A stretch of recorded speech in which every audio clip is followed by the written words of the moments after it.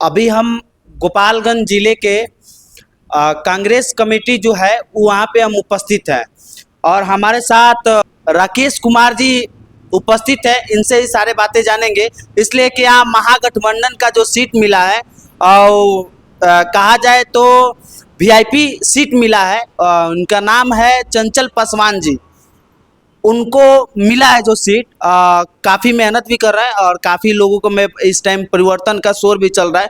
हम इन्हीं लोगों से जानेंगे। कांग्रेस कार्यालय पर भी हम उपस्थित है। सबसे पहले स्वागत है सर आपका। बहुत बहुत धन्यवाद आपको। ठीक, चुनाव का टाइम है, लोकसभा चुनाव आ गया है, जोड़ तोड़ से चल रहा है चुनाव का। तो क्या आपकी अगर पार्टी से चंचल पासवान जी जीते हैं तो विकास का क्या मुद्दा रहेगा? देखिए, विकास का मुद्दा जो गोपालगंज का है जी चूँकि गोपालगंज दियारा जो इलाका है, जी गोपालगंज जो संसदीय क्षेत्र है जी उसका एक हिस्सा जी दियारा इलाका आता है, यानी 4 विधानसभा। आप या तो देख लीजिए बैकुंठपुर, जी बरौली, गोपालगंज, कुचायकोट, ये 4 जो विधानसभा की एक हिस्सा है दियारे क्षेत्र में आता है। जी जी बांध के नीचे आता है, छरकी के नीचे आता है। तो सबसे बड़ी मुद्दा है हमारे यहाँ बाढ़ से हमारे यहाँ लोग ग्रसित रहते हैं। चारों विधानसभा के एक जो हिस्सा है, 1/4 हिस्सा बाढ़ से ग्रसित रहता है, वो मुद्दा है।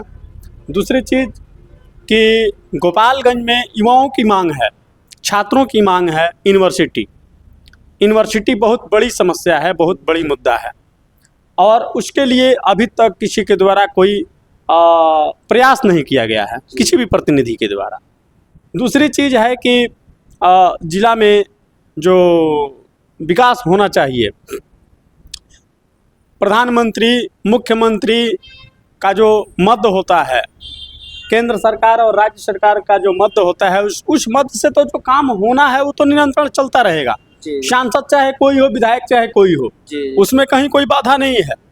लेकिन एक सांसद को, एक लोक सेवक को, जनता की सेवक को कैसा होना चाहिए, जो जनता की सेवक हो उसको कैसा होना चाहिए, ये अपने आप में बहुत बड़ी मायने रखता है।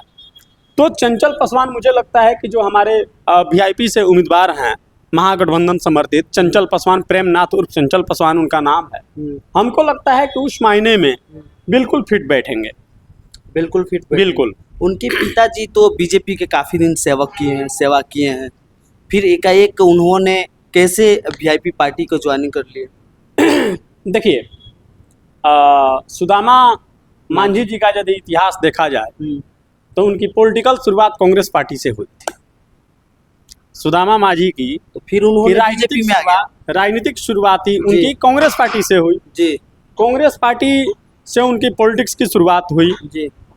बीच में क्या रहा क्या नहीं रहा, उन्होंने बीजेपी में चले गए जी। तो राजनीति में तो आना और जाना जी अनवरत लगा रहता है जी। ये लगा रहता है। लोगों का कहना है कि अगर जीतने के बाद से वीआईपी पार्टी से फिर बीजेपी में नहीं चले जाएंगे। नहीं, ऐसा कुछ नहीं है। चंचल पासवान जो हमारे उम्मीदवार हैं, महागठबंधन समर्थित जो वीआईपी के उम्मीदवार हैं, चंचल पासवान एक सुलझे हुए व्यक्ति हैं और उनसे ये उम्मीद नहीं है, वो ऐसा नहीं करेंगे। जी जी। और भी कौन सा विकास के कार्य होगा गोपालगंज जिले के लिए?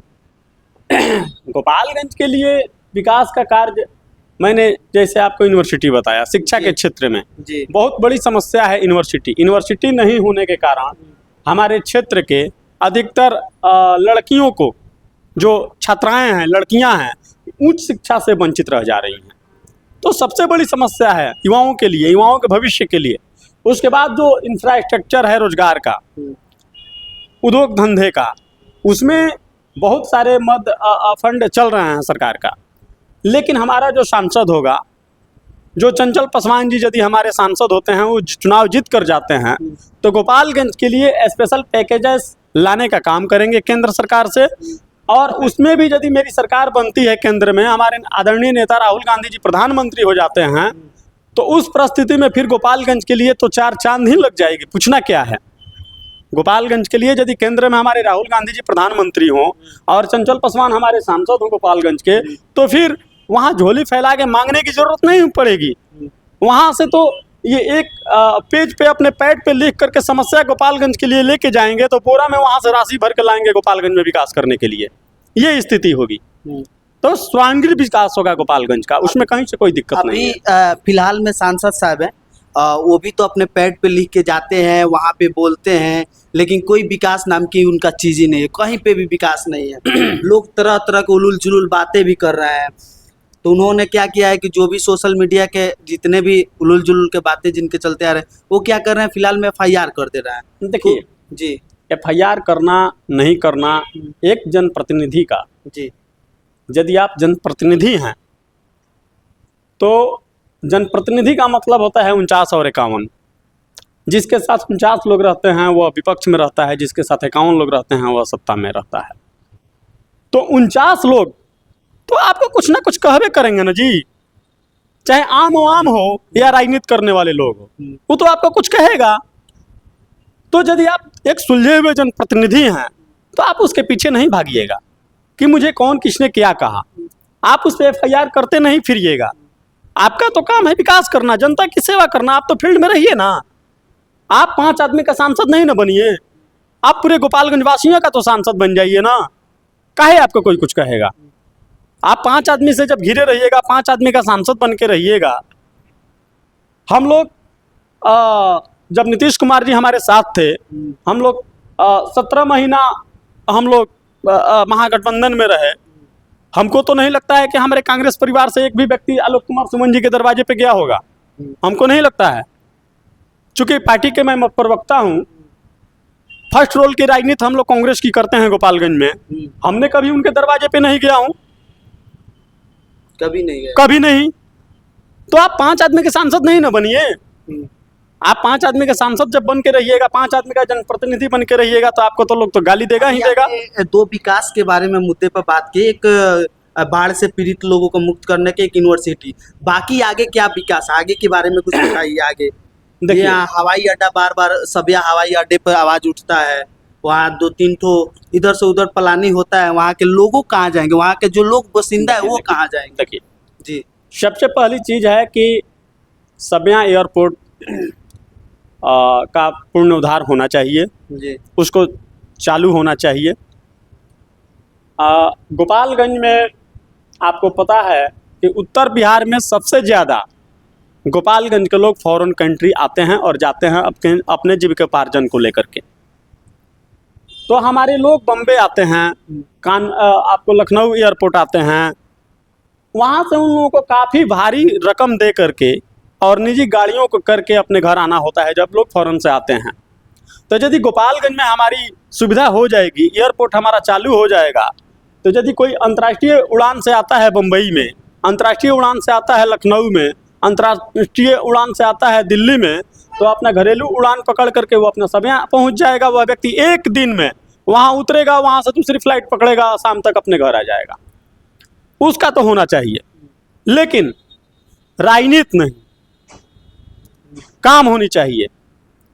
तो यदि हमारा सांसद जो है, हमारा जो उम्मीदवार हैं ये चंचल जी, प्रेमनाथ चंचल जी, यदि उस सांसद जाते हैं जीत करके, तो निश्चित अगले 5 साल के बाद वहाँ का परिदृश्य जो होगा, सबिया जो अभी एक फील्ड दिख रहा है जहाँ भैंसें चर रही होती हैं, गायें चर रही होती हैं, वहाँ प्लेनें दिखेंगी, वहाँ प्लेनें देखेंगी पक्का। यहाँ तो सांसद साहब का तरफ से आवाज आ रहा है कि अगर हमारे सांसद साहब और 6 महीना और रहते तो और 6 महीना में वहाँ उद्घाटन ही हो गया होता सबिया हवाई अड्डे का। देखिए अब ये परिकल्पना वाली बातें हैं। जी जी, ठीक है, खुलेआम बोल रहे हैं, मंचों पे जाके बोल रहे हैं कि वो ठीक है, हाँ। ये सब परिकल्पना वाली बातें हैं। और क्या होता क्या नहीं होता, तो शायद हमको तो लगता है कि आपके लिए गोपालगंज में चुनाव नहीं हो, आपके लिए तब आपके कार्यकाल को बढ़ा के 5.5 साल का कर देना चाहिए, ताकि 6 महीना में आप एयरपोर्ट को जब चालू कर देते तो आप चुनाव करवा लेते। बाकी देश भर में चुनाव हो जाता और गोपालगंज सीट को स्टे कर दिया जाता है कि नहीं, गोपालगंज सीट पे माननीय सांसद महोदय अनुरक्त बने रहेंगे, अगले 6 माह तक उनका कार्यकाल को एक्सटेंशन किया जाता है। ऐसा करवा लेना चाहिए, चूंकि सरकार तो उन लोगों की है। ये सब मनगढ़ंत बातें हैं और ये सब सत्ता में आने के लिए ये सब कहा जाता है। स्वास्थ्य विभाग के लिए आपके लिए क्या विकास का कार्य होगा गोपालगंज के लिए, आप देख ही रहे हैं। देखिए, गोपालगंज में स्वास्थ्य के लिए जब हम लोगों की सरकार थी, महागठबंधन की सरकार थी, जी माननीय नेता तेजस्वी प्रसाद यादव जब स्वास्थ्य मंत्री हुआ करते थे, तो उनके द्वारा आप लोगों को पता है कि थावे में मेडिकल कॉलेज के उद्घाटन शिलान्यास उन लोगों के द्वारा की गई, आधारशिला उन्होंने रखी, जमीन का अधिग्रहण का कार्य भी चल रहा है, राशि भी अलॉटमेंट हो गई। हमारी जब सरकार थी, महागठबंधन की सरकार थी, तो राशि भी अलॉटमेंट हो गई, लेकिन अभी कार्य स्टार्ट नहीं हुआ है। शायद यदि महागठबंधन की सरकार गिरी नहीं होती तो अब तक वहाँ काम शुरू हो गया रहता। तो यदि हमारा सांसद गोपालगंज में मौजूदा स्थिति में हमारा सांसद हमको मिलता है, गोपालगंज के लोग यदि हमारे उम्मीदवार को संसद पहुँचाते हैं, तो निश्चित ही मेडिकल कॉलेज बनकर के तैयार हो जाए।